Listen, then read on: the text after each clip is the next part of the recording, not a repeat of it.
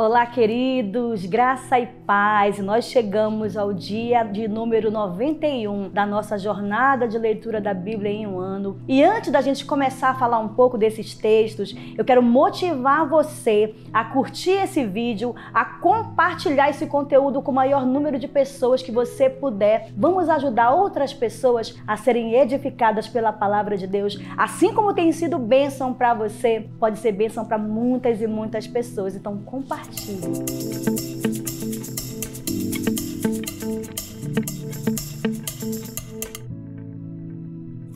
E lá no livro de Números, capítulo 30, vai falar sobre a regulamentação dos votos. E olha só o que fala no versículo 2. Quando um homem fizer um voto ao Senhor, ou um juramento que o obrigar a algum compromisso, não poderá quebrar a sua palavra, mas terá que cumprir tudo o que disse. Quando um homem ele se comprometia a alguma coisa com o Senhor, ele precisava cumprir. Isso já era diferente no caso das mulheres. Por quê? Olha só o que fala no versículo 3, que quando uma moça, ela ainda morava com o seu pai, ela estava debaixo da autoridade do senhorio do seu pai, e ela fazia uma promessa, e o seu pai quisesse quebrar essa promessa que ela havia feito, ele poderia fazer isso. Por quê? Porque ela estava debaixo da autoridade do seu pai. Isso também acontece com as mulheres casadas. As mulheres que eram casadas e faziam também uma promessa, um compromisso, um voto com o Senhor, e o seu marido não consentia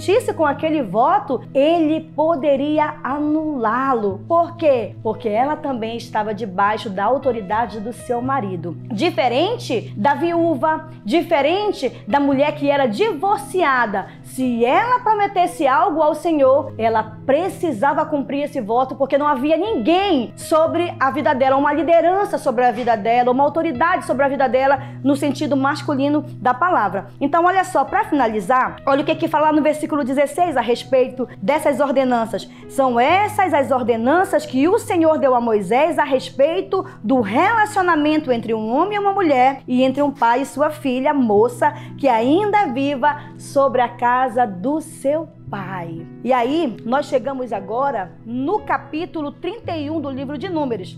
E esse livro de Números, do capítulo 31, ele vai falar que o Senhor, ele enviou o exército de Israel para lutar contra os midianitas. Por que o Senhor enviou o exército de Israel para lutar contra os midianitas? Porque o Senhor queria se vingar daquele povo. Eles foram os responsáveis, olha só, os midianitas, eles foram os responsáveis de fazer com que Israel pecasse contra o Senhor, através da imoralidade, através da idolatria. Então, olha o que fala lá no versículo 7. Lutaram contra Midian, conforme o Senhor tinha ordenado a Moisés, e mataram todos os homens. No versículo 11 diz assim, ó: tomaram todos os despojos, incluindo pessoas e animais. Só o que foi que aconteceu nessa hora que eles foram tomar esses despojos, que eles tomaram mulheres, homens e animais, os servos? A Bíblia vai dizer que Moisés, ele se indignou porque eles trouxeram algumas mulheres para tomar para eles. E o que Moisés vai dizer? Vocês não se lembram que foi essas mulheres que fizeram o nosso povo pecar contra o Senhor? Foi através delas que vieram a idolatria. Então a gente percebe assim que nessa palavra de Números capítulo 31 não era apenas uma vingança de Israel contra aquele povo, não,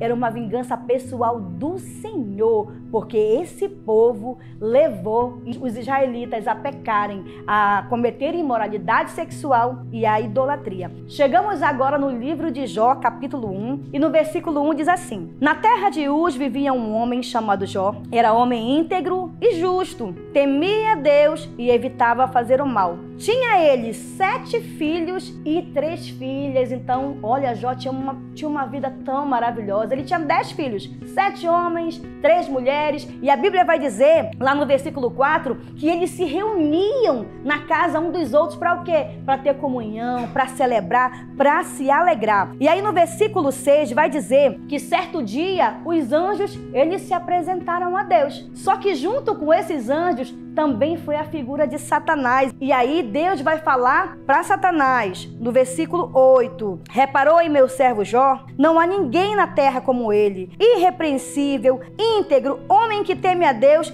e evita o mal. E aí o Satanás vai dizer assim para Deus, mas também tu colocaste uma cerca de proteção ao redor de Jó. Ele é abençoado, ele tem uma vida maravilhosa, como é que ele vai pecar contra ti? E aí Deus, ele permite que sim, que Satanás, ele toque em Jó, toque em tudo de Jó, só não na vida dele. E aí começa um processo muito difícil na vida de Jó. No versículo 13 fala que um dia os filhos de Jó, eles estavam reunidos, celebrando, comemorando, se alegrando em comunhão, e aí aconteceu um vendaval e matou todos os filhos de Jó. E aí surge um mensageiro para avisar Jó, olha Jó, os teus filhos todos morreram, só eu que vim aqui para te avisar, só sobreviveu eu. E aí na sequência surge outro mensageiro dizendo que ele estava arando a terra e de repente veio fogo do céu e acabou com tudo que Jó possuía. Foram muitos mensageiros vindo até Jó para dar notícias horrorosas e tudo isso aconteceu no mesmo dia. Agora você imagina só, Jó, o camarada abençoado. A Bíblia diz que ele era o homem mais rico, ele era o homem mais poderoso daquele lugar e agora se vê nessa situação.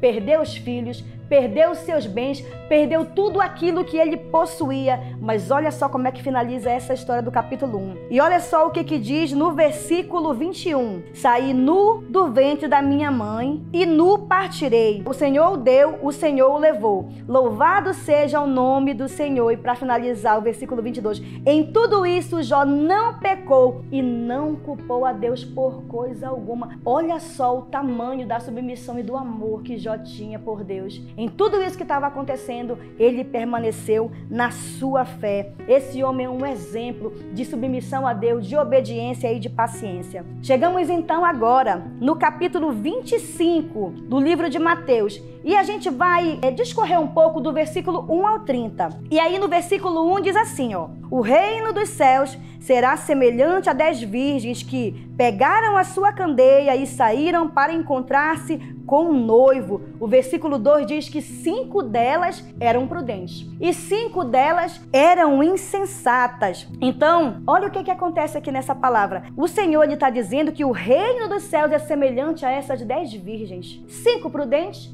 5 insensatas. E por que 5 prudentes? Porque 5 mantinham o seu candeeiro aceso, a sua lamparina com óleo de reserva. As outras 5 que eram imprudentes, e algumas versões chamam elas de loucas, elas só tinham azeite ali na lamparina, mas elas não tinham reserva. Então no versículo 6 diz assim: à meia-noite ouviu-se um grito, o noivo se aproxima, saiam para encontrá-lo. Versículo 7, então todas as virgens acordaram e prepararam suas candeias. As insensatas disseram às prudentes: dai-nos um pouco do seu óleo, pois os nossos candeeiros, as nossas candeias estão se apagando. E olha só o que as prudentes responderam. Elas responderam assim: não, pois pode ser que não haja o suficiente para nós e para vocês. Vão e compram mais óleo para vocês. Olha só, elas não estavam preparadas. E as prudentes não quiseram dividir com elas. E no versículo 11 diz assim, que no versículo 10 fala que elas realmente saíram para comprar mais óleo.